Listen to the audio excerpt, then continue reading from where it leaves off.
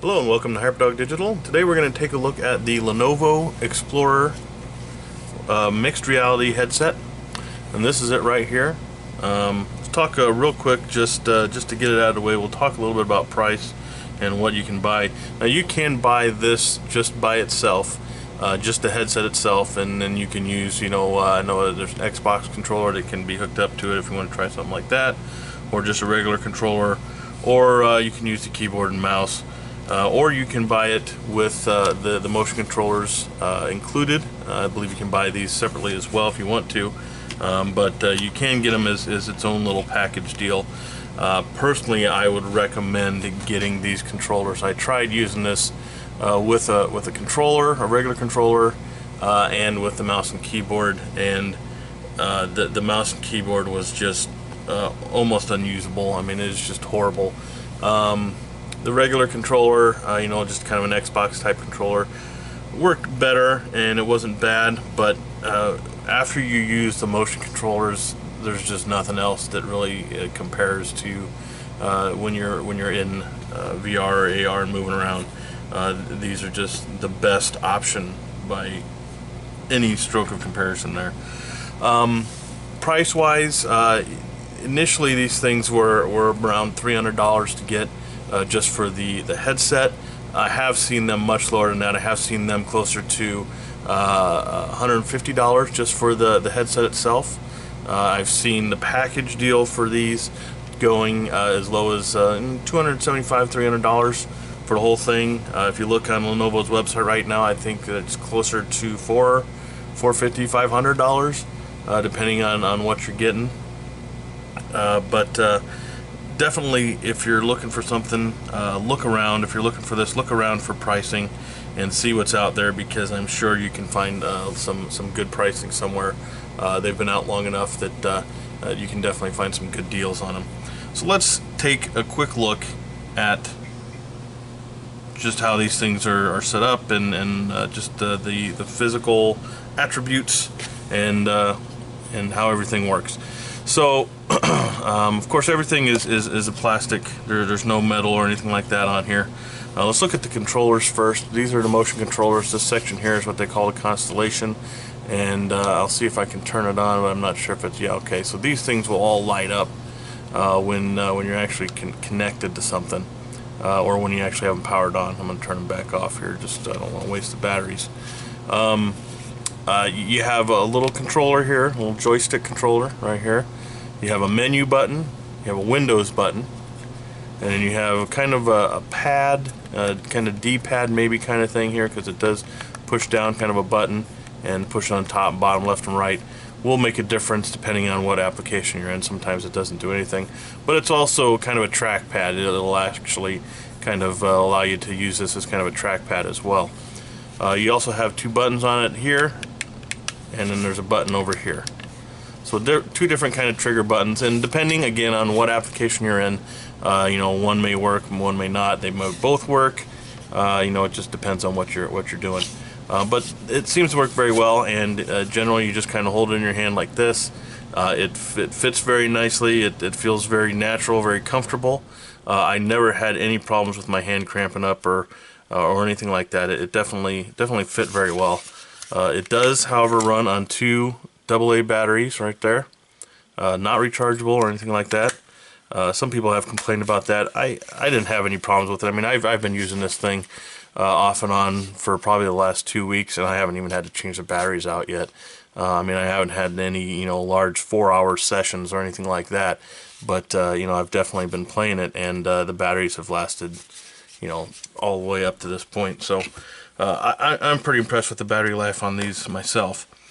Now, this is the headset, and as you can see, this looks like your standard AR headset, or VR headset, I'm sorry, but it also has cameras on the front, which allows for AR as well. Now, the neat thing about this that's a little bit different than some of the other headsets you see out there is that this part does flip up.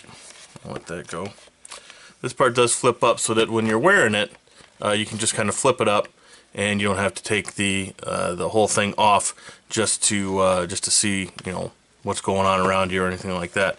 And then when you're ready, you just flip it right back down. Now what I really like about this, let me get these out of here. What I really like about this is this band.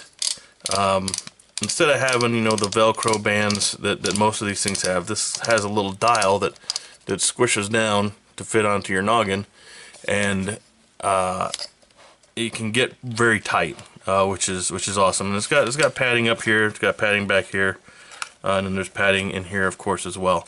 But as I was saying, it can get very tight, and it can actually get very small, which is good because my daughter was actually able to use this, and she's you know, she's 6 years old, but she has got a tiny little head, and most of the VR headsets that I've tried just don't work for her. I mean, they just don't get small enough, and not without me kind of trying to scrunch it up or trying to do some kind of jerry-rigging to get it to fit on her head. This one fit very well, and it fit very tightly, and she was able to use it. Now, I have a big old melon head, so it worked well for me as well, able to you know, expand it very wide and put it on tightly onto my noggin as well. So as far as cabling goes, as you can see, there is a cable here connected to this. It's not running, it doesn't run on batteries. So the cables are actually an HDMI cable here, and then a USB cable, and then you also have a little cable here for hooking up headphones. Alright, so these things will generally just kind of be connected up here on the edge, and there's a little clippy here that just clips on and kind of holds it up here a little bit out of the way. It doesn't always work too well for me. It tends to kind of get stuck and then come flying off. But you know, it serves its purpose when it needs to, I suppose. Not a big deal, but it probably could have been done a little bit better. There we go. So overall, I mean, the design of it is, I actually really like the design of it. It works, you know, the expanding headband here works a heck of a lot better than any of the Velcro ones that I've used. Being able to flip up and down is useful, although I didn't really use it that much. And depending on how it's sitting on your head, when you flip it up, you still can't see that well, really. And sometimes it kind of, you know, is a little bit too weighty on the front and kind of lifts your back up, and then you have to readjust everything anyways. So, you know, it's kind of, you know, results may vary as far as how useful that is, but it's still pretty neat, and it's a neat design. The one thing that I think this really could have used that it doesn't have is some kind of dial to adjust the focus on here. I found it was really hard to get the right focus, to get my eyes to where everything wasn't blurry. Definitely this was a huge problem for when I was letting my daughter use it. Because you know, you're trying to adjust it for, you know, a little girl or a little kid or whatever, and they're trying to tell you whether it's blurry, whether it's not, and you're trying to adjust this or trying to adjust it on their head. It'd just be a lot easier if you could just, you know, move a dial until it was to the right spot for them. So that's definitely something that I think would be a necessary improvement for this guy that I really missed, and really was a little bit of a disappointment. But once you figured out, you know, if you got to get it really tight on your head, and once you figured that out, then you could get things in focus a little bit better. It just would be a little bit easier if there was a dial. But once you did get in focus, then it worked great. It really worked very well. So let's talk about the performance then. Okay, so first things first, what do you need? What do you need in a computer to run this guy? Well, there wasn't really any hard and fast requirements that was included in the package, but doing a little research online, I found basically what I was looking for is at least an i5 4th generation processor or better. You need at least 8 gig of RAM, a pretty decent graphics card. Some of the examples that they are giving for the mixed reality ultra PCs, which is the ones that run it really, really well, are an NVIDIA GTX 1060, AMD RX 470 or 570 or greater. Now the just mixed reality PCs, not the ultras, which I'd suggest, I'm assuming is going to be what the minimum requirements are. It's giving examples of an HD graphics 620, NVIDIA MX 150 or greater, 965M DX12 or greater, AMD Radeon RX 460, 560 or greater. I haven't heard of some of those, but you know, if that sounds familiar to you, then you know what you're looking for. Of course, it's Windows 10, because you need to have the Windows 10 mixed reality software that gets installed on there. HDMI port and USB port, of course. So those are really the basic requirements that it's looking for. And when you do hook this up and you plug it in, it does come up and it does a little check for you, and it basically runs this mixed reality PC check is what it's called, and it'll run through and it'll tell you what is compatible and what isn't, and whether or not it's just barely, or if you got an ultra PC. Now the one that the PC that I was using, I was just on the bubble, so I wasn't fortunate enough to be an ultra PC, but I was enough to be able to run it. Now the good thing about this, good or bad depending on how you look at it, is that it does not run on batteries. It does use a cable here, and I believe it is a 13-foot cable. Let me look at the information here, but I'm pretty sure that's what it was, just to be sure. So you do have, you know, you are tethered using a cable, and yes, it is 13.1 feet is how long the cable is.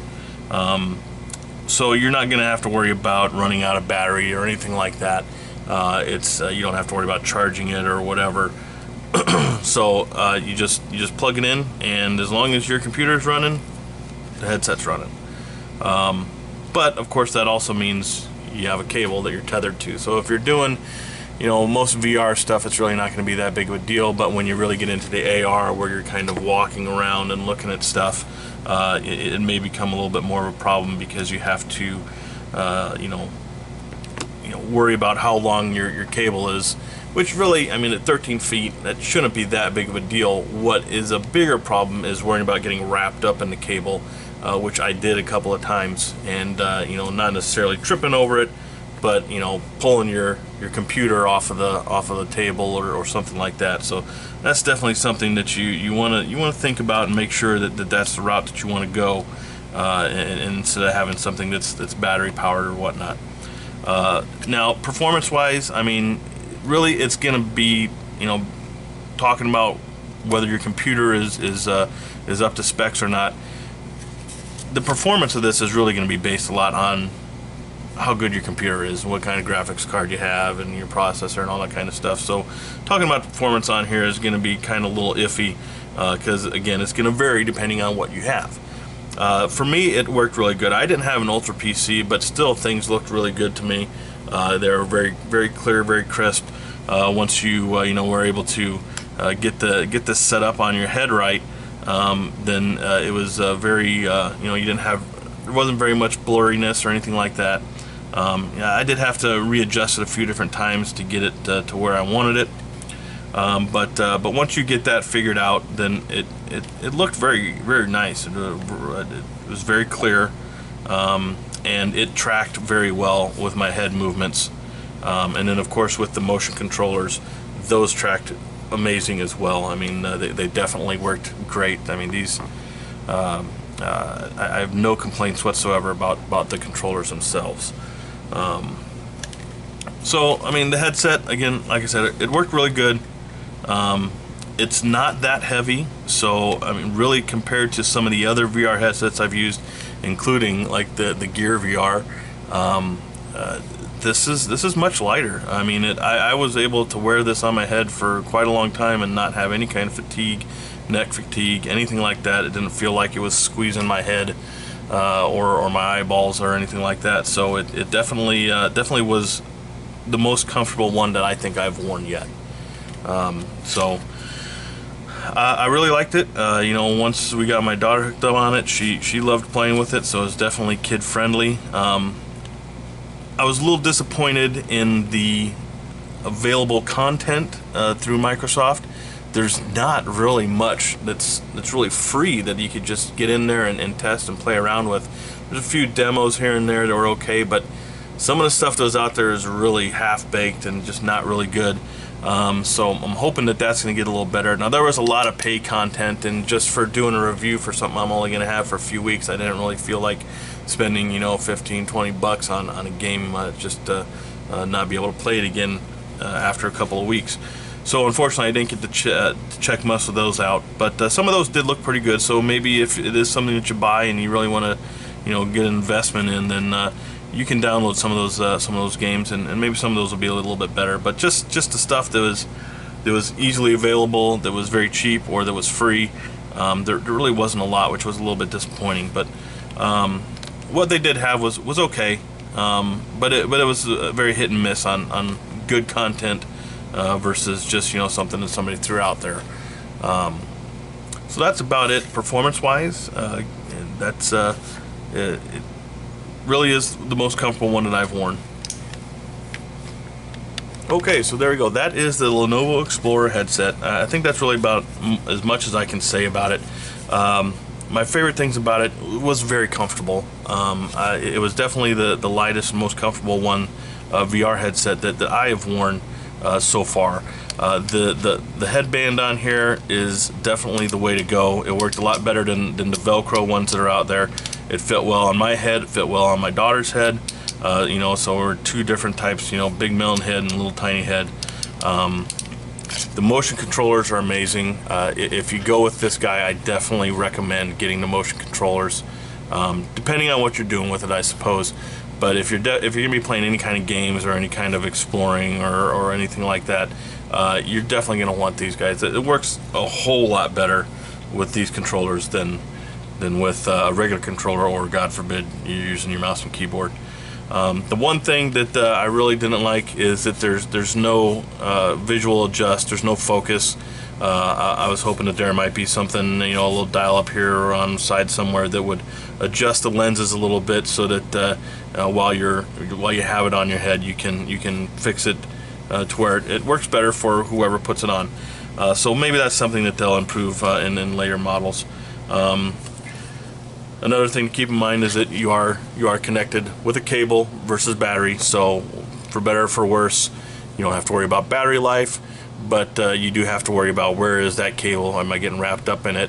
Am I running out of room with it? These kind of things. So overall, we had a lot of fun with this. It worked probably the best VR headset that we had, as far as just getting it set up and getting it working for whoever was here.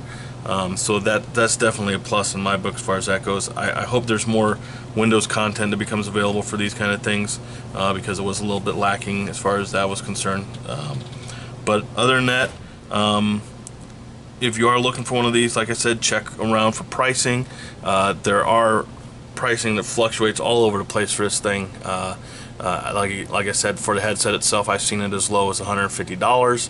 For the entire kit, I've seen it as low as $250. You know, that you just got to look and see what's out there and do some good searching. So hopefully this was helpful to you.